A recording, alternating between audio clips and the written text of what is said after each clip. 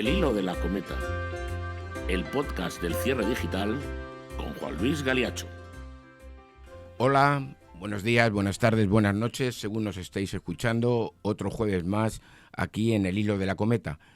Ese podcast que cuenta lo que otros no se atreven a decir ni a contar. Aquí, en el cierre digital, aquí en El hilo de la cometa, en su podcast, y siempre todos los días en nuestro periódico, en el cierre digital. Y ahora en las redes sociales, en Instagram, en Podimo, en YouTube, en TikTok, donde afortunadamente gracias a vuestra fidelidad estamos barriendo. Ya llevamos más de 2 millones de visitas en los pocos meses que llevamos de existencia. En el último podcast del hilo de la cometa sobre la relación de Trinidad Jiménez con Telefónica y con Pedro Sánchez y con Álvarez Pallete, hemos superado las 300.000 visitas.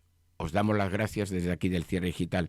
Y quiero hacer un comentario al respecto por alguna de los comentarios que ha habido. El cierre digital solo intenta decir la verdad, da igual el color que sea, da igual el partido que sea, da igual la sección que sea. Simplemente para que lo sepáis, aquí se habla de derechas, de izquierdas y de todo. Yo el único problema que tengo en mi vida es que soy del Albacete Balompié. Ese es mi único problema que tengo, pero ningún otro más. Por tanto, nadie busque el porqué, solo buscamos la verdad. ¿Es verdad lo de Trinidad Jiménez y el señor Sánchez y Telefónica? Es verdad. Por tanto, lo contamos. Da igual. Como contamos también los vínculos de la mafia en Marbella con el hijastro de la alcaldesa del PP. Como hemos contado también la vida y milagros de Pablo Casado, el todopoderoso líder del PP. Todo lo contamos. De A y de B. Y no nos busquen las cosquillas porque no nos las van a encontrar. Aquí contamos Trinidad Jiménez y contamos la alcaldesa de Marbella del PP. Aquí contamos Pedro Sánchez y contamos Pablo Casado. Aquí contamos las denuncias de Vox sobre Vox y contamos las denuncias sobre Podemos. Contamos todo, no busquen cosquillas. Contamos la realidad, contamos la verdad, contamos la investigación. Como la vamos a hacer hoy en este nuevo podcast, donde vamos a descubrir dos casos importantes que están sucediendo esta semana. El tema de la estafa de los pagarés de Nueva Rumasa. Les voy a contar detalles que nadie les ha dicho hasta hoy. Y también otro de los casos que está llamando la atención esta semana, sobre todo por la gran derrota del gobierno de Pedro Sánchez en el Congreso de los Diputados, la ley de amnistía. Y sobre todo por ese juez imparcial y valiente que se encuentra en Barcelona, el juez Joaquín Aguirre, que ha sido parte fundamental para que los dirigentes de Junts se pusieran nerviosos con el caso Volkov. ¿Cuál es? Pues la financiación presuntamente irregular de Junts, del independentismo catalán, a través de los servicios secretos rusos, fundamentalmente, a través de poderosos oligarcas rusos, fundamentalmente, y que está investigando el juez Aguirre desde Barcelona, desde un juzgado, el de instrucción número 1. Y claro, eso ha hecho que Junts temiera que esa ley de amnistía les pudiera perjudicar. ¿Por qué? Porque la ley de amnistía no recoge lo que es la vinculación con servicios secretos extranjeros y con gobiernos extranjeros para desestabilizar la democracia española y en concreto también la Unión Europea. Y eso está investigando el juez Joaquín Aguirre. Y eso es lo que le preocupa precisamente a Junts, que pudiera ser salpicado por esa relación con los servicios secretos rusos para financiar el independentismo y que eso no se coge dentro del texto de la ley de amnistía. Precisamente sale fuera. Y por tanto, ahí es donde ellos temen que Puigdemont y sus hombres pudieran ser señalados y pudieran no acogerse a esa ley de amnistía. Ese juez, Joaquín Aguirre, es un juez que yo conozco como conocemos todos los que nos dedicamos al periodismo de investigación de hace muchísimos años. Fíjense ustedes. Joaquín Aguirre es un juez nacido en Canarias en el año 58 y que vino hacia tierras aragonesas y catalanas.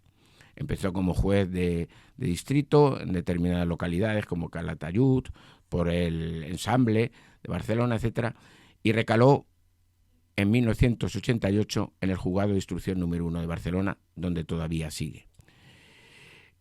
Fue un juez que logró sacar a la luz precisamente para que vean ustedes el tema de cómo familias acomodadas lograban que sus hijos no hicieran la mili. Compraban papeles, compraban a determinados mandos o hacían prebendas a determinados mandos para que sus hijos se libraran de hacer el servicio militar obligatorio en España hasta el inicio de los años 2000. Bueno, pues ese es el juez Aguirre como empezó. Pero posteriormente hubo otro caso, que ese sí que lo investigué y les puedo contar. Otro caso que fue uno de los grandes escándalos de la España de los años 90, el caso Gran Tibidabo. ¿Y con quién? Con Javier de la Rosa. ¿Quién era Javier de la Rosa? Pues el gran financiador del puyolismo, el amigo de Pujol, el íntimo amigo que financió a Convergencia Democrática de Cataluña. Javier de la Rosa había comprado el famoso parque temático de Barcelona, el Gran Tibidabo, y lo había comprado y se lo había apropiado. Y se había apropiado cerca de 70 millones o más de pesetas de entonces, a través de acciones, etc. El juez Aguirre empezó a investigar el caso Gran Tibidabo, implacable, fuera de las presiones que le daba ya ese puyolismo, ese independentismo o nacionalismo catalán. Y Javier de la Rosa fue a la cárcel. Y Javier de la Rosa era quien había pagado a través del grupo Quío al rey Juan Carlos, no a él en persona, sino a Manolo Prado de Colón de Carvajal, que fue a la cárcel precisamente por esto, cerca de 8.000 millones de pesetas de entonces para que favoreciera al grupo Kuwaití durante la Guerra del Golfo. El dinero de Quío, ese era Javier de la Rosa, y estaba vinculado a este caso Gran Tibidabo, uno de los grandes escándalos de esos años 90, donde el juez Aguirre fue impecable y no se sometió a ninguna de las presiones que entonces tenía de ese independentismo. Por eso no me extraña en absoluto que en estos momentos, en este caso Volkov, donde el juez Aguirre ha prorrogado 6 meses más la instrucción de la causa, justo un día antes de que la ley de amnistía fuera al Congreso y que por tanto fuera no aprobada por parte de los miembros de Junts, pues ahí está la clave. Este es el juez Aguirre. Pero no solamente este juez es el del caso Macedonia, el del caso Volkov, el del caso Gran Tibidabo, el del caso de la Mili. También lleva el juez el caso Negreira, el caso de los pagos del Fútbol Club Barcelona presuntamente a los árbitros, al estamento arbitral, a través de Enrique Negreira y a través de su hijo. Este es el juez Aguirre, el que ha llamado a declarar a Negreira, el que ha puesto bajo la picota al Fútbol Club Barcelona. Por tanto, estamos ante un juez que puede dar lugar a que esta ley de amnistía no se apruebe definitivamente, precisamente por haber prorrogado ese caso Volkov de presunta financiación del independentismo catalán a través de los servicios secretos rusos y de los oligarcas de Putin, porque eso no está recogido en la ley de amnistía en el texto. Y por eso Junts teme que alguno de ellos puede ir a la cárcel. Pero el juez Aguirre, repito, a los que conocemos desde hace muchos años las entrañas del poder, las alcantarillas del poder, siempre ha sido implacable. No se ha sometido a ninguno de las presiones de los independentistas catalanes. Desde el caso Gran Tibidabo, con Javier de la Rosa, con Pujol, con el rey Juan Carlos, con Manuel Prado de Colón de Carvajal, etcétera, etcétera, etcétera. Y ahora, con el Fútbol Club Barcelona, el señor Laporta y los poderes fácticos.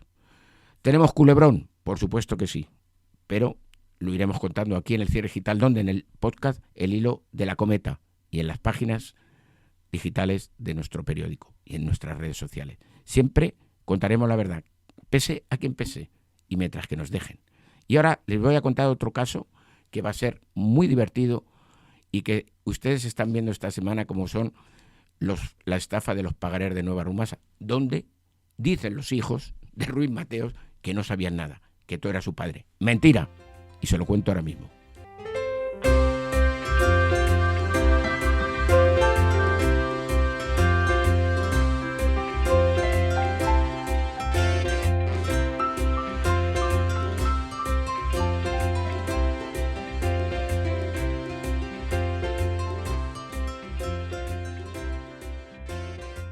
En el Hilo de la Cometa, aquí en nuestras redes sociales, en YouTube, en Spotify, en Podimo, en TikTok, bueno, en todas donde nos podáis ver y, como digo, también en nuestro periódico elcierredigital.com.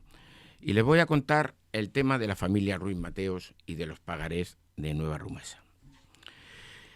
Pagarés que lanzaron entre los años 2009 y 2011 y los hicieron con la trampa añadida de ponerlos por encima de 50.000 euros. ¿Por qué?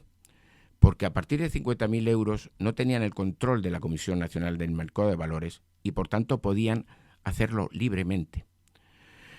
José María Ruiz Mateos, padre con el que yo he tenido durante su vida bastante conexión, él era consciente que los bancos eran su peligro, porque él había sufrido la expropiación de Rumasa precisamente porque le habían tocado el Banco Atlántico. El Banco Atlántico fue cuando el Opus Dei mandó que había que defenestrar a Ruiz Mateos porque había que salvar los otros bancos, en concreto al Banco Popular. Y entonces el gobierno de Felipe González, con Miguel Boyer a la cabeza, decidió coger como chivo expiatorio al Banco Atlántico de Ruiz Mateos. Y él era consciente, siempre me decía, Juan Luis, nunca me voy a volver a meter en la banca, nunca. Por eso cuando crea Nueva Rumasa no crea ningún banco, crea todas las patas posibles, pero no la bancaria. Y él intentaba financiarse a través de los bancos, pero como se había enfrentado al poder establecido, a la gran patronal, a Rafael Termes, a toda la patronal bancaria, a Mario Conde, a Ibarra, etcétera, no tenía el respaldo de los bancos y necesitaba financiarse. No podía financiarse porque no le daban créditos Caja Madrid con el señor Blesa, no le daba créditos el BBVA con la familia Ibarra, no le daba créditos el Santander con Botín, y no le daba créditos ninguna entidad bancaria, por tanto necesitaba financiarse. ¿Y cómo? Pues él ideó una fórmula que ya había hecho Gil y Gil en su tiempo. Y acuérdense ustedes todo lo que era la trama de Sofico, etcétera, es decir, una financiación a través de pagarés que no tenían el visto bueno del organismo regulador, que se saltaban precisamente ese control y que Ruiz Mateos conocía perfectamente esos años 60, 70, donde se pusieron de moda en España. ¿Y sabe qué también lo puso de moda? El señor Gil y Gil. El señor Gil y Gil sacó un aval parecido que se llamaba Aval Renta, donde él pedía dinero para salvar el complejo de Los Ángeles de San Rafael. Y saben ustedes que tampoco pagó a nadie. Él tenía las oficinas en la calle Goya de Madrid, cerca de la Plaza de Colón, y él tenía sus oficinas en el 5º piso. Cuando iban todos los pobres, gente afectada que había dado ese dinero a Aval Renta del señor Gil y Gil para el complejo, porque les ofrecía, como siempre, la avaricia, a veces es lo que pasa, unos intereses que están fuera de mercado, pues esta pobre gente iba a decirle, señor Gil, que no hemos cobrado, señor Gil, que nos debe.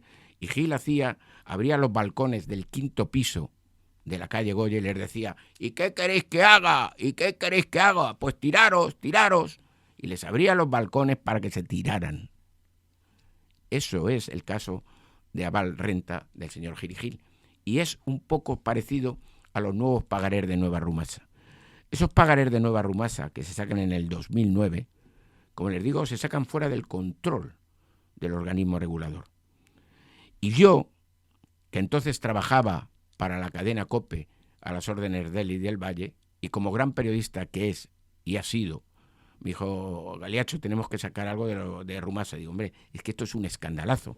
¿Cómo se está financiando Nueva Rumasa? Yo conocía las entrañas de Nueva Rumasa, como la había creado Ruiz Mateos junto a su mujer Teresa Rivera, la que pusieron de pobrecita de presidenta sin conocimientos para que no les salpicara, sus hijos detrás. Y entonces denuncio en la cadena COPE el tema de los pagarés de Nueva Rumasa. Pero claro, los Ruiz Mateos habían aprendido la lección y lo que habían hecho es pagar cantidades ingentes a medios de comunicación. Y claro, cuando yo saco eso en la cadena COPE y les puedo romper precisamente el tema de los pagarés y de esa financiación, acudieron rápido a la cadena COPE. Y allí el director de marketing se la tragó. ¿Y saben lo que me dijeron? Que ya no podía volver a hablar más de Ruiz Mateos ni de los pagarés de Nueva Rumasa. Que hacía mucho frío fuera y que si quería tenerme que comer un bocadillo, me lo comía. Efectivamente que me lo comí. Pero ellos siguieron gracias a los medios de comunicación, sacando esta estafa o presunta estafa. Los medios de comunicación, y hay que decirlo alto y claro, fueron los copartícipes de esta estafa. Permitieron la publicidad engañosa de la familia Ruiz Mateos. El diario El País sacaba páginas enteras de los nuevos pagarés de Nueva Rumasa. Páginas enteras, pagadas y a gran cantidad. La cadena COPE igual. Y así todos los medios de comunicación. Fueron los que verdaderamente alentaron esta estafa gracias simplemente a que los Ruiz Mateos pagaban. Y si alguno, como yo, nos atrevíamos a denunciar esta estafa, a la calle. ¿Por qué? Porque pagaban. Y los medios les da igual la verdad. Solo querían la pasta. Y hay que decirlo alto y claro. Y yo lo he vivido esto de nuevos, de los pagarés de Nueva Rumasa. Y entonces, ¿qué queremos? Que ahora vengamos, después de que los medios de comunicación fueron los cómplices, sacando páginas enteras de una presunta estafa, porque no era lógico, señores, que se pudiera avalar esos pagarés sin tener nada detrás. Era humo, era agua lo que había detrás. No había nada que pudiera avalar esos pagarés de Nueva Rumasa. Los patrimonios de las empresas que avalaban estos pagarés no tenían ni un solo euro para poderlo afrontar. La gente se dejaba llevar y se dejó llevar por la figura de José María Ruiz Mateos padre, efectivamente, que era para muchos un dios, que era para muchos el gran empresario. Y esa figura fue lo que llevó a mucha gente, porque creían en él, porque creían que les iba a dar dinero fuera de lo que era el interés de mercado. Pero no había nada detrás. Y don José María, en aquellos años 2009, ya no estaba capacitado para nada, se lo aseguro yo. Tenía la enfermedad del Alzheimer, era una persona que ya estaba apartada, y donde quien dominaba las empresas eran sus hijos, sus 6 hijos varones, porque en esa familia las mujeres no pintaban absolutamente nada.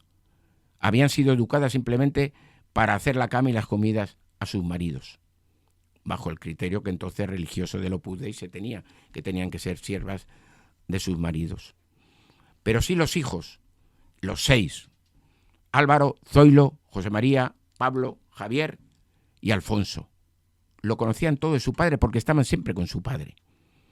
Pero sí que es verdad que la figura de su padre fue la que aupó a estos pagarés de Nueva Rumasa, porque la gente creía en don José María, no en sus hijos. Pero lo utilizaron, porque tenía ya una enfermedad, porque no era don José María, porque yo estuve con él esos años y no era ya él. No tenía sus capacidades bien. Pero bueno, quienes fueron a la COPE a decir que yo tenía que salir y que no se hablara más de Ruiz Mateos, de los pagarés de Nueva Rumasa, fueron sus hijos. No fue don José María, sus hijos. Entonces, ¿quién es el que sabía el tema? ¿Don José María o sus hijos? Creo que queda muy claro, ¿no? Y hay que decirlo alto y claro, con la connivencia de los medios de comunicación que sirvieron como pantalla a esta presunta o supuesta, o lo que quieran decir, estafa de cerca de 500 millones de euros, como determinó el juez de la Audiencia Nacional al poner una fianza de responsabilidad civil a los hermanos Ruiz Mateos. Y esa es la verdad. Puede ahora decirle lo que sea, porque la verdad no tiene nada que ver con la verdad jurídica. La verdad de la vida no tiene nada que ver con la verdad jurídica. Habrá pruebas, no habrá pruebas, es diferente. Pero yo les cuento la verdad. La verdad es que don José María fue utilizado por sus hijos, que eran los que de verdad llevaban Nueva Rumasa, finalmente. Y había que conseguir dinero porque no tenían dinero, porque los bancos no les daban dinero. Y como sabían perfectamente cómo se podía bordear la ley, pusieron unos pagarés por encima de los 50.000 euros que la Comisión Nacional del Mercado de Valores ya no tenía que controlar. Verde y con asas. ¿Y qué había detrás? Nada. Agua. Ustedes vean esas cosas. Yo, como periodista de investigación, investigué qué había detrás. No había nada. No se podía avalar esos pagarés. Entonces, ¿por qué no lo denunciamos? Porque no nos dejaron los directores propietarios de los medios de comunicación, que preferían el dinero que pagaban los Ruiz Mateos a la verdad. Y solo hay que ver las hemerotecas y las fonotecas para saber esa verdad. Lamento decirlo así, pero creo que es el momento ya de una vez por todas de empezar a limpiar las cloacas. Y no hay más, y ahora lo que pase, pasará, y el dinero no aparecerá, ya se lo digo yo, ha aparecido 80 y tantos millones de euros sobre 500 millones. Don José María Ruiz Mateos siempre me dijo, no me van a volver a pillar. En la vieja Rumasa, cuando les pillan, es que es muy curioso, les pillan porque Ruiz Mateos había hecho una memoria de todas las empresas, y esa memoria fue la que utilizó Boyer para hacer la expropiación. Una memoria que tenía empresas que ni siquiera ya estaban en Rumasa, o otras que estaban en Rumasa y que no aparecían. Por tanto, eso fue el cacao que se montó con la expropiación de Nueva Rumasa, que ahora van a tener que revaluar. Y siempre don José María me decía que con ese dinero de la revaluación de Rumasa, después de la expropiación que se realizó de una manera, otro día se la contaré, quería pagar a todos los afectados de Nueva Rumasa. Se lo digo, siempre me lo dijo, quiero pagar. Él muere con esa pena, porque él nunca quería haber muerto como un hombre no honrado. Se lo digo así, porque así lo he vivido. Él confiaba que con ese dinero pudiera pagar, y de hecho, esos testamentos que han aparecido, supuestamente, lo que indican es que a las personas en la vida de don José María Ruiz Mateos, al final, que no eran sus hijos, pues les dijo, el dinero que tenéis, que pueda percibir, eso va a ir a pagar a los afectados de Nueva Rumasa. Esos fueron sus últimos deseos, su testamento. Eso está publicado en el Cierre Digital. Hay un testamento de Urdacín, otro testamento que sacamos nosotros del Cierre Digital, donde don José María entrega a una persona toda la responsabilidad sobre el dinero que se pudiera percibir en esta revaluación que ahora ha mandado hacer el tribunal madrileño para pagar a los afectados de Nueva Rumasa. Y se fue con esa pena en su vida. Y les voy a contar más. Don José María Ruiz Mateos no se fiaba en sus últimos años de su vida, o su grupo que le rodeaba. Y saben ustedes que los Ruiz Mateos tenían la reunión en la cocina, porque era donde estaba la matriarca, que era Teresa Rivero, la que montaron o situaron como presidenta del Rayo Vallecano sin saber nada de fútbol, pero había que poner a alguien porque fueron aquellos tiempos donde Ruiz Mateos había perdido un poquito el norte desde el punto de vista amoroso, sexual, etcétera, y era cuando había tenido esa hija, Adela, que luego fue reconocida y que es su hija número 14. Y entonces, en esa crisis, dijeron, bueno, mamá tiene una depresión, tal, vamos a poner a mamá de presidenta del Rayo Vallecano. Y la pusieron, y la llamaban la Ochaíta porque se quedaba durmiendo en los partidos, pero cuando se levantaba empezaba ¡gol, gol! Y entonces le pusieron el nombre del ultra del Real Madrid. Iba a Vallecas con zapatillas, se ponía, yo me acuerdo, esas zapatillas estar por casa, se quitaba los zapatos y tal, pero luego se convirtió en una gran forofa del Rayo Vallecano. Pero les cuento eso porque no se fiaba. Y entonces, en torno a la matriarca, Teresa Rivero, que siempre decía que era la divinidad la que le llevaba, y ahora me imagino que si la va a declarar dirá que es la divinidad la que le lleva en sus decisiones, en torno a la matriarca se reunían todos los hijos, los 6 varones y sus 7 hijas, una de ellas ya fallecida. Pues en la cocina, que era el cuartel general, Ruiz Mateos llegó a poner micrófonos y cámaras para saber lo que se decía y se tramaba contra él, en el cuartel de Somosaguas, la célebre casa de Somosaguas. Eso era la relación que tenía el señor Ruiz Mateos con sus hijos en sus últimos años de vida. Entonces, ¿qué hay detrás? Pues está claro, ¿no? Eran conscientes plenamente, a pesar de lo que diga su abogado, de lo que había detrás de Nueva Rumasa y de los nuevos pagarés. Una compañía que levantaron con el sudor de su padre, con el dinero de su padre, y que efectivamente utilizaron a su padre. Pero que ellos eran conscientes y sabían y manejaban Nueva Rumasa y sus pagarés como les daba la gana, eso se lo aseguro. Como les aseguro que estaremos el próximo jueves aquí con todos ustedes, de nuevo, en el hilo de la cometa, en ese podcast que cuenta lo que otros no se atreven a decir. Y lo seguiremos haciendo, siempre y cuando tengamos la fidelidad que vamos teniendo de todos ustedes. Miles de gracias por seguirnos, por apoyarnos y por creer en este periodismo libre e independiente, con nuestros fallos, por supuesto, como humanos que somos, pero con periodistas que no buscamos más que contar la verdad. Y así seguiremos. Un abrazo y hasta la semana que viene.